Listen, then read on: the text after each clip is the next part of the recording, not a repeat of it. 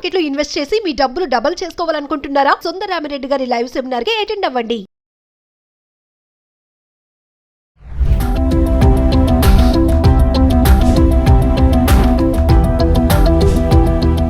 నమస్తే, welcome back to Suman TV. Present మనతో పాటు ఉన్నారు ఎనలిస్ట్ మందరి కృష్ణారెడ్డి గారు. నమస్తే సార్. నమస్తే అమ్మా.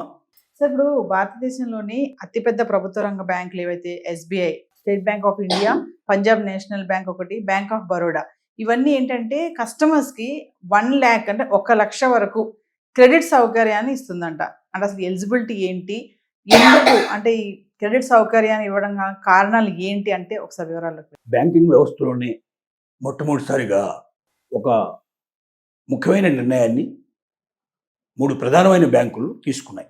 స్టేట్ బ్యాంక్ ఆఫ్ ఇండియా అనేది భారతదేశంలో అతిపెద్ద బ్యాంకు, ప్రపంచంలోనే 2వ 3వ స్థానంలో ఉన్నట్టు పెద్ద బ్యాంక్ అది.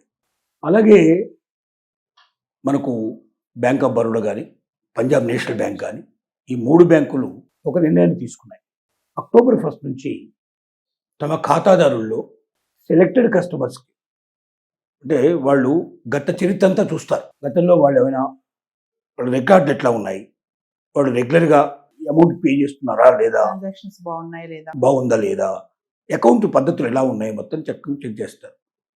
అకౌంట్ స్పష్టంగా బాగుంది, ఏ రకమైనటువంటి రిమార్క్స్ లేవు, వేరే రకమైన ఏదైనా లోన్స్ తీసుకుంటే కరెక్ట్గా పే చేశారా, వాళ్ళ సిబిల్ సరిగ్గా ఉందా లేదా, ఇవన్నీ చెక్ చేసుకొని అర్హత ఉండేటువంటి కస్టమర్లందరికీ ఇన్ఫర్మేషన్ ఇస్తారు. మీకు ₹1,00,000 మీ బ్యాంకులో మీకు క్రెడిట్ చేయడానికి మేము సిద్ధంగా ఉన్నాం, మీకు ఇంట్రెస్ట్ ఉంటే మీరు దరఖాస్తు చేసుకోండి అని అప్లికేషన్స్కి అవకాశం ఇస్తారు.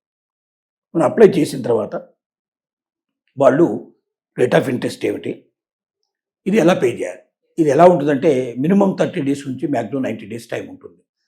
వాళ్ళు తీసుకున్న లోన్ ఎంతైనా సరే ₹1,00,000 వాళ్ళకి ఇస్తున్నారు, లక్ష వాడుకోవచ్చు వాళ్ళు, లేదా 30,000, 20,000, 50,000 వాళ్ళు ఎంత కావాలంటే అంత వాడుకోవచ్చు. ఈ వాడుకున్న డబ్బుని వాళ్ళు చెప్పిన టైంకి మినిమం 30 days నుంచి మ్యాక్సిమం 90 days ఎంత టైం ఇస్తారు వాళ్ళు. ఒక్కొక్క బ్యాంకు ఒక రకంగా టైం ఫిక్స్ చేస్తుంది, యువర్ టైం లిమిట్ ఈజ్ ఇదని.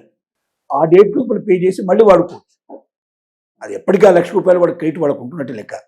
కానీ సర్టెన్ డేట్ ఏదైతే పెడతారో 30 రోజుల, 40 రోజుల, 50, 90 రోజుల వరకు ఎంతైనా పెట్టచ్చు. మినిమం 30, మ్యాక్సిమం 90 days పెట్టచ్చు. ఒక్కొక్క బ్యాంకు ఒక్కొక్క రకమైన డేట్ ఫిక్స్ చేయొచ్చు. ఆ ఫిక్స్ చేసిన డేట్కి ఒక బ్యాంక్ 30 రోజులు ఇచ్చింది, లేదా ఒక బ్యాంక్ 50 రోజులు ఇచ్చింది, ఒక బ్యాంక్ 90 రోజులు ఇచ్చింది అనుకున్నాం. వాళ్ళు చెప్పిన డేట్ లోపల ఆ డబ్బు తిరిగి చెల్లించాలి, వడ్డీతో సహా చెల్లించాలి. ఏదైతే ఇంట్రెస్ట్, బ్యాంక్ ఇంట్రెస్ట్ పడుతుందో ఆ డబ్బును చెల్లించాలి. అయితే దీనికి మిగతా వాటికి ఏమిటి తేడాలు అనుకుంటే, క్రెడిట్ కార్డు కూడా ఇప్పుడు ఇస్తున్నారు. సెలెక్టెడ్ కస్టమర్స్ క్రెడిట్ కార్డు కూడా ఇస్తున్నారు. క్రెడిట్ కార్డు మనం వాడుతుంటాం, తీస్తుంటాం, చేస్తుంటాం.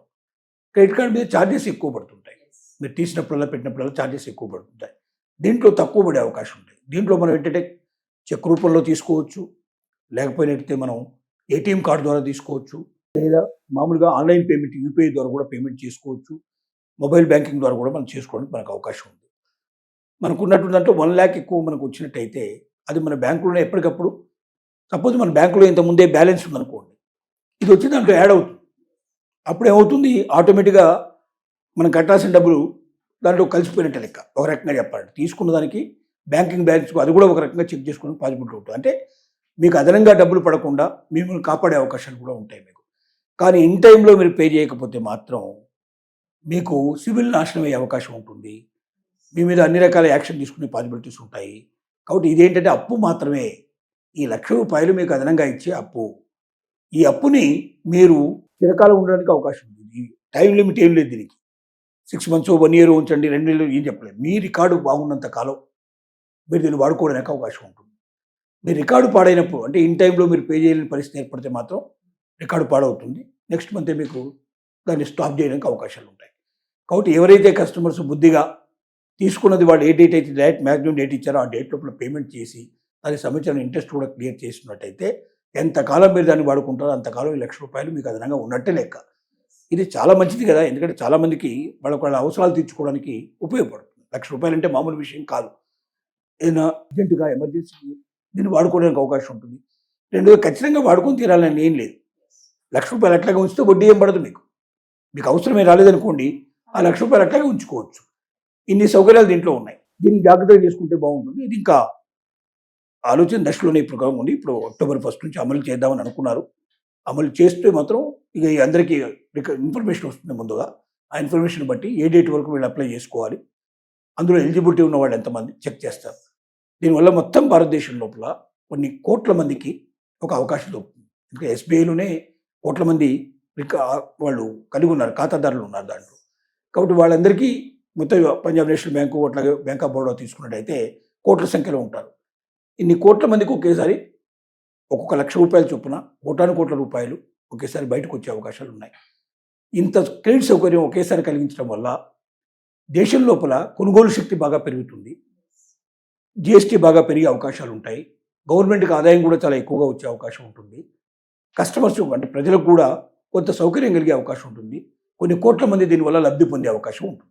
అంటే ఇప్పుడు క్రెడిట్ కార్డు తీసుకోవడం మానేసి ఇది ఇలా తీసుకోవడం వల్ల మనకు బెనిఫిట్స్ ఎక్కువ ఉన్నాయి అంటున్నారు. క్రెడిట్ కార్డు కన్నా ఇది బెనిఫిట్ ఎక్కువ ఉంటుంది. అయితే క్రెడిట్ కార్డులో దీనిలో ఏంటి పరిస్థితి అంటే దాంట్లో 50,000 ₹1,00,000 చాలా తక్కువ మందికి వస్తుంది, 50,000 ఎక్కువ మందికి వస్తుంది, దాంట్లో 1,00,000 చాలా తక్కువ మందికి వస్తుంది. క్రెడిట్ కార్డుకు ఉండేటువంటి రూల్స్ అండ్ రెగ్యులేషన్స్ వేరు, దీనికి ఉండేటువంటి వేరు.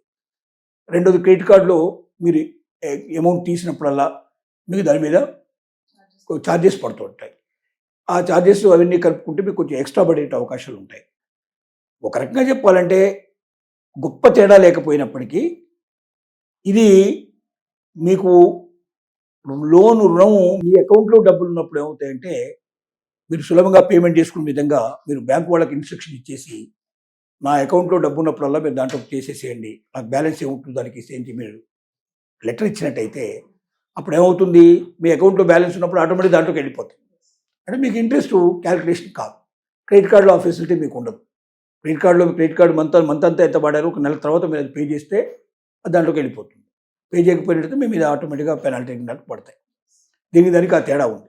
బ్యాంకులో మీ దగ్గర సమ్ టైం బ్యాలెన్స్ ఉండే అవకాశం ఉంది. కాబట్టి మీరు ఇచ్చే లెటర్లోనే నేను తీసుకునే లోన్ అమౌంట్ ఎంత ఉందో దానికి సమానమో లేకపోతే దాని లోపల ఉండేటువంటి అమౌంట్ నా దాంట్లో బ్యాంకులో బ్యాలెన్స్ ఉన్నట్టయితే ఆటోమేటిక్గా మీరు అందులోకి తీసేసుకోండి అంటే అప్పుడు ఏమవుతుంది, మీకు చాలా ఇంట్రెస్ట్ తగ్గిపోతుంది. మీరు ఇంట్రెస్ట్ కట్టాల్సిన అవసరం ఉండదు. బ్యాలెన్స్ ఊరికే పడుంది కదా, పడున్న దాన్ని దాంట్లో మార్చేసరికల్లా మీకు ఏమవుతుందంటే అలా ఉన్న బ్యాలెన్స్ దాంట్లో ఉపయోగించి మళ్ళీ కావాలంటే మీరు ఉపయోగించుకునే అవకాశం మీకు ఉంది. ఎప్పుడు కావాలంటే అప్పుడు మీరు ఉపయోగించుకోవచ్చు. ఆ లిమిట్ జాగ్రత్తగా వాడుకున్న వాళ్ళకి ఈ ₹1,00,000 ఎప్పుడు ఉన్నట్టే లెక్క వాడదు. అంటే ఒక ₹1,00,000 అదనంగా వాళ్ళ జీవితం లోపల దేనికైనా వాడుకునేందుకు అవకాశం ఉంది. కానీ ఇన్ టైంలో పేమెంట్ చేయాలి, మళ్ళీ తేడా రాకుండా చూసుకోవాలి. ఎక్కడైనా వడ్డీకి సరిగ్గా కట్టకపోయినా, అసలు సరిగ్గా కట్టకపోయినా రేపు పొద్దున భవిష్యత్తులో తీసుకునే లోన్స్ కూడా ఇది ఇబ్బంది అయ్యే పరిస్థితి ఏర్పడుతుంది. ఎందుకంటే ఆటోమేటిక్గా ఇక్కడ సిబిల్లో పడిపోతుంది, ఇప్పుడు సరైన పేమెంట్ చేయని పరిస్థితి ఉంటుంది. కాబట్టి ఇలాంటి వాడు లోన్కి ఎలిజిబుల్ కాదని చెప్పి పర్మనెంట్గా మీ మీద ముద్ర వేసే అవకాశాలు కూడా ఉంటాయి. దీనివల్ల ప్లస్లు ఉన్నాయి, మైనస్లు ఉన్నాయి. జాగ్రత్తగా చూసుకొని దీన్ని మంచిగా వాడుకోగలిగితే జీవితాంతం మీకు ₹1,00,000 ఎక్స్ట్రా వచ్చింటే లెక్క. ఇప్పుడు 1,00,000 ఉంది, రేపు పొద్దున అది ఇంకా పెంచేసే అవకాశాలు కూడా రావచ్చు. అట్లా వాడుకున్న వాళ్ళందరికీ 1,00,000 2,00,000 చేయమని 10,00,000 చేయమని కూడా అవకాశాలు ఉంటాయి. అంటే మంచి భవిష్యత్తు వేసుకోండి. రెండోది, మీరు రేపు పొద్దున లోన్స్ తీసుకున్నప్పుడు కూడా ఇది మీకు ఎంతో కొంత ఉపయోగపడే అవకాశాలు ఉన్నాయి.